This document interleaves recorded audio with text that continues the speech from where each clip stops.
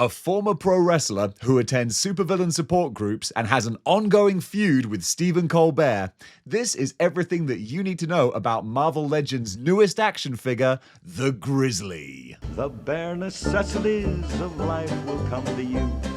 Hello folks and welcome to Displaying-Model-Behaviour with a little cheeky episode of As Told by Toys where I'm going to tell you all about the newest Marvel Legend about to hit the shelves, the Grizzly. So there have been 4 different characters in Marvel Comics that have had the name The Grizzly, but of course the one that we're going to look at is Maxwell Max Markham, the Grizzly. You know, the one in the fun bear costume. It's the only one that really matters. Actually, I take that back. Big, giant, hairy, red dude? Yeah, we want a figure of him too, but that's another video. So Maxwell Markham, aka the Grizzly, was first introduced in Amazing Spider-Man 139 in December of 1974. The character was a professional wrestler who competed under the name Grizzly. His violent behavior in the ring caught the attention of J. Jonah Jameson, who felt compelled to chronicle it in the Daily Bugle, and it was his articles that got him expelled from pro wrestling. Now, in a little Clone Saga tie-in that I didn't even realize, 10 years after being expelled from pro wrestling, Max met up with the Jackal, Miles Warren, who of course would go on to create Ben Reilly and kick off the entire Clone Saga.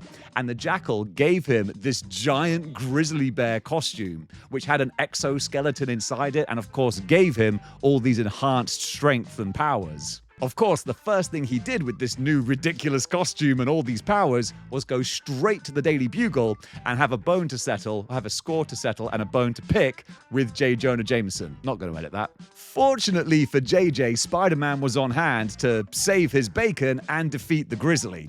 And honestly, he made pretty light work of it. Later, the Grizzly would directly team up with the Jackal to try and take down Spider-Man, but once again, the evil plans are foiled and Grizzly ends up in the pokey. Does anyone say pokey anymore? I highly doubt it. After being released from prison, and I'm sure absolutely pinky swearing not to go back to crime, the Grizzly immediately went back to crime, taking his suit to the Tinkerer to get some serious upgrades. Like any good pro wrestler, Grizzly knew that he needed a big money rematch, so he called out Spider-Man. And in a rather surprising move, instead of finding a way to defeat the Grizzly, Spider-Man actually fakes his own defeat just to end the fight and get rid of him. I guess sometimes when battling supervillains, you're like, I'm just not feeling it. Look, I'm just going to play dead. To be fair, that's probably what I'd do. You got me. Okay, yep, see you later. Later on, we get, I feel, the most iconic and best, stupidest version of the Grizzly. And that is when he teams up with the Kangaroo, the Gibbon, and the Spot to form the Legion of Losers. This occurred when Grizzly and the Gibbon teamed up to try and get a measure of revenge against Spider-Man, and when they were out and about, they came upon the Kangaroo and the Spot robbing a bank. In a funny little turn of events, the foursome actually do manage to capture Spider-Man, but after Grizzly and Gibbon realize that they don't actually want to follow through with the Spot's villainous plans, they turn against him and Kangaroo, defeat the pair, and that's when Spider-Man reveals that he just let them capture him so he could find out what their scheme was. And having seen Grizzly and Gibbon fight the bad guys and stop their evil plot, he decides to let them go, as clearly they're not actually that bad. This is where I love this character because he's not a terrible person. I mean, heck, he's even into pro wrestling. What bad person has ever been a wrestler? I ask you. Later on in the 90s, post-Clone Saga, when I was actually most obsessed with reading Spider-Man, Spidey teamed up with Grizzly and the Gibbon once again, this time to take down the White Rabbit. And funnily enough, it wasn't actually Spidey per se, but the bombastic Bagman. If I had a penny for every time Spider-Man put a bag on his head to fight crime, I'd have 2 pennies, which might not sound like much, but you must admit it's weird that it's happened twice. Grizzly is a little bit of a tragic character. After teaming up with Spider-Man, he does eventually go back to prison, but after being released, he wants to turn his life around.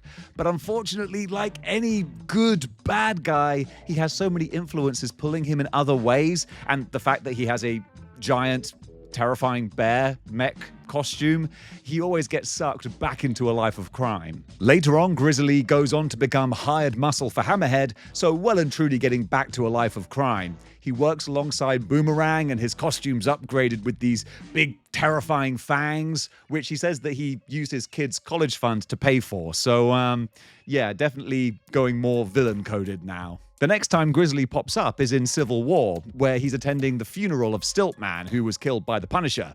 Sadly, there's someone else at the funeral, the Punisher, who proceeds to poison all the supervillains' drinks and then blow up the bar that they're in. All of this happening after the Grizzly spoke at the funeral and even confessed that he sees himself as a complete loser. Ah, Grizz. Luckily, though, despite everyone being poisoned and the bar being blown up, there actually weren't any fatalities. That's not a good score for that one there, Frank. Next up, we had a real fun story where Kraven the Hunter, not the original Kraven, but the son of Kraven the Hunter, decides that he's going to round up a whole zoo full of animal-themed villains and even heroes. Basically, if you've got an animal theme, he's got your number.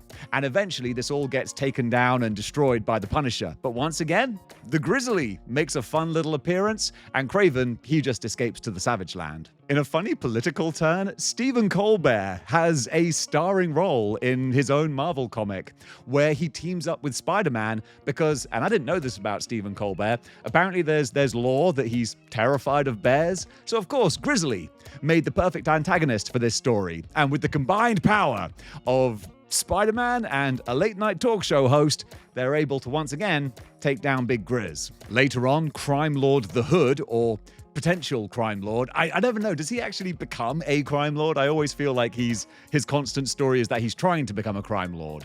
Anyway, the Hood dispatches the Grizzly to go take out the Punisher. Unfortunately, he walks straight into a trap and gets blown up. But hey, one thing we know about Grizzly is he's pretty resilient. He just brushed that one off. Further down the line, while Norman Osborn is running the United States in the Dark Reign saga, genuinely one of my favorite eras in Marvel Comics, he appoints the Grizzly to join the Thunderbolts, and he gets into some various adventures there before finally being one of the characters in the big battle at the very end during the Siege of Asgard. Doesn't do anything too crazy, but once again, it's nice to see him pop up. Alright, I need to interject here because I didn't mention how Grizzly gets taken out during the Siege of Asgard. It's at the hands of the Eric O'Grady Ant-Man, who shrinks down to minute size and does what everyone says Scott Lang should have done to Thanos at the end of Avengers Endgame. As you can see in this picture, he goes inside him and he perforates his eardrum, incapacitating Grizzly. Why?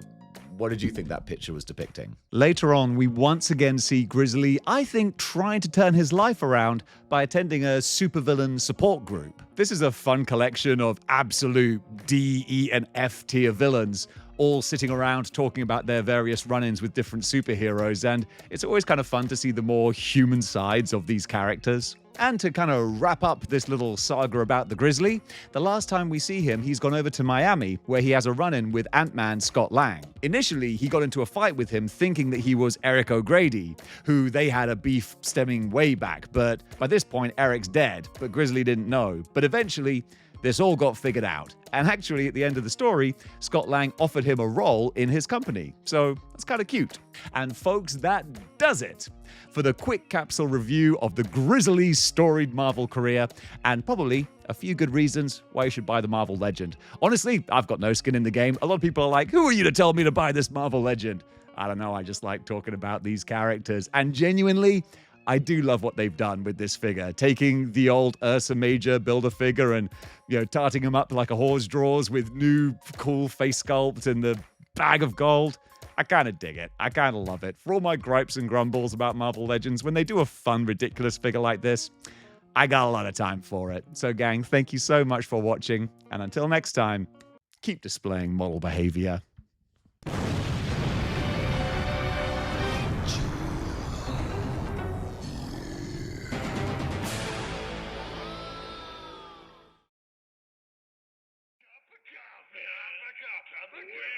Cup of coffee.